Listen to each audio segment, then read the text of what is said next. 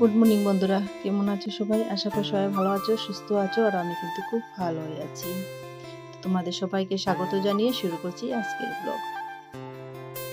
আমার সকালের বাসি কাজ শেষ হয়ে গেছে, আর তার সাথে চাও খেয়ে নিয়েছি। এই যে দেখতে পাচ্ছ কতগুলো কাপড় কেচে দিয়েছিলাম রোদ্দুরে। কাছে শেষ হয়ে যাওয়ার পর কতগুলো বাসন ছিল সেগুলো ধুয়ে নিয়ে এসেছি।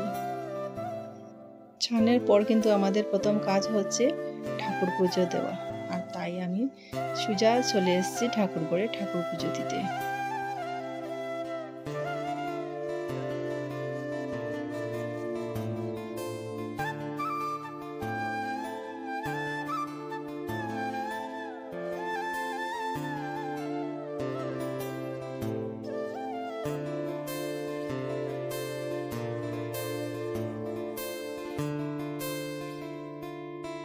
পুজো হয়ে যাওয়ার পর এসে দেখি দেবজিৎ বসে বসে আর্ট করছে। আমার কাছে তো অনেকই ভালো লাগছিল। তোমাদের কাছে কেমন লেগেছে একটু আমাকে কমেন্ট করে জানিও। ওর কাছে আমি কিন্তু বেশিক্ষণ থাকবো না, যেহেতু আমার রান্না চাপাতে হবে, তাই আমি সোজা চলে গেছি রান্নাঘরে আর রান্না বসিয়ে দিয়েছি। আর অফ ক্যামেরাতে অনেক রান্না আমার প্রায় শেষ হয়ে গেছে। এদিকে ভাত বসিয়ে দিয়েছি আর উচ্ছে ভাজা করছি। গোটা জিরে ফোড়ন দিয়ে মুচমুচে করে উচ্ছে ভাজা করে নিব। আজকে রান্না করেছি পাট শাক, ভেন্ডি চচ্চড়া, সয়াবিন তরকারি। আর তারপর তো আমরা খেয়ে নেব, জলটা নিয়ে নিচ্ছি। এই যে দেখতে পাচ্ছ কতগুলো ফল, এই ফলগুলো কিন্তু আমার ছেলে বাজার করে নিয়ে এসছে। তার হচ্ছে প্রথম বাজার, এর আগে কোনোদিনই ওকে দিয়ে কোনো বাজার করিনি। যেহেতু ও পড়াশোনা নিয়ে ব্যস্ত থাকে, তাই ওকে দিয়ে কোনো কাজের চাপ দিই না।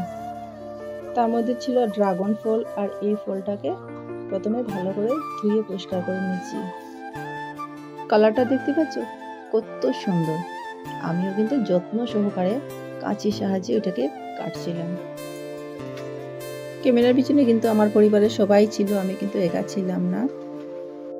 আর সবাইকেও আমি একটু একটু করে দিয়েছি, তবে আমার পরিবারে কেউই তেমন এটাকে পছন্দ করেনি। যদিও এই ফলটি এত স্বাদ ছিল না, কিন্তু শরীরের জন্য খুবই উপকারী এই ফল। বন্ধুরা, তোমাদের কার কেমন লাগে আমাকে একটু জানিও। আমার শাশুড়ি মা তো মুখেই তুলেননি, উনি বলেন তার চেয়ে আম, আপেল, আঙ্গুর, তরমুজ, পেঁপে ছিল ভালো খেতে। ফলটি আমার ছেলে অনেক শখ করে বাজার থেকে কিনে নিয়ে এসেছিল। এক পিস মুখে দিয়ে সোজা বলে দিয়েছি আজ খেয়েছি, আর কোনোদিনও মন চাইলেও কিনে আনবো না এই ফল। যাক বাবা, প্রথম দিন বাজার করতে আমার ছেলের এত বড় অভিজ্ঞতা হয়েছে। সবাইকে দেওয়ার পর আমিও একটু খেয়ে দেখলাম। সবাই তো বলছে ভালো লাগছে না, তো আমি খেয়ে দেখি কেমন লাগে। সে যাই হোক, এখন হচ্ছে ওই কাপড়গুলো ভাঁজ করার পালা, যেগুলো আমি ধুয়ে দিয়েছিলাম সকালবেলা। এদিকে আবার বিকেলবেলা একজনের বাসাতে রামনবমী পুজোর নিমন্ত্রণও ছিল, আর আমি আর আমার যা গিয়েছিলাম ওদের বাসাতে। ইচ্ছে করে এই রাস্তা দিকে গিয়েছিলাম, যে রাস্তাটা দেখতে খুবই সুন্দর ছিল, আর গরমের মধ্যে এত সুন্দর একটা হাওয়া বইছিল এই রাস্তা দিয়ে। তার মধ্যে ছিল বিভিন্ন ধরনের পাখির ডাক। আমার সত্যি জায়গাটা ছেড়ে আসতে ইচ্ছে করছিল না। ভিডিওটা অনেকটা লম্বা হবে বলে আমরা এই বাসার পুজোর কোনো কিছু শেয়ার করিনি, শুধু আমি আর আমার যা খিচুড়ি গাছে এটুকু শেয়ার করেছি। আরে বাহ, একটা কাঁঠাল গাছে তো কত শত কাঁঠাল ধরেছে। আসার সময় একটা রাস্তায় ডগি পেয়েছিলাম, কিন্তু কার কোথা থেকে এসছে সেটাও জানি না। আমার কিন্তু ভীষণ ভালো লাগছিল তাকে।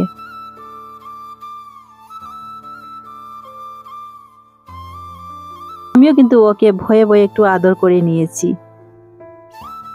যদিও আমাদের বাসাতে নেই, তবু আমার ওদেরকে খুবই ভালো লাগে।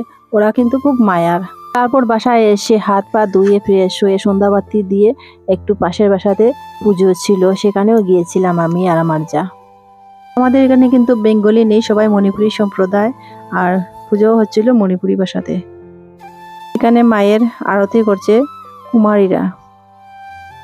আর আমরা যেহেতু ভাষা বুঝি বা বলতে পারি, তাই আমাদের কোনো অসুবিধা হয় না, দেখতে দেখতে খুবই ভালো লাগে। আর এদিকে চলছে কীর্তন। এদিকে কীর্তনও শেষ, সন্ধ্যা আরতি শেষ, আর ছোট ছোট সোনামণিরা একটু একটু তার গান চালিয়ে নাচ করছিল। তো বন্ধুরা, আজ এই পর্যন্ত। দেখা হবে অন্য কোনো নতুন ভিডিওর সাথে। সবাই সুস্থ থেকো, ভালো থেকো, সাবধানে থেকো, আর আমার চ্যানেলটাকে সাবস্ক্রাইব করে আমার পাশে থেকো। Bye bye.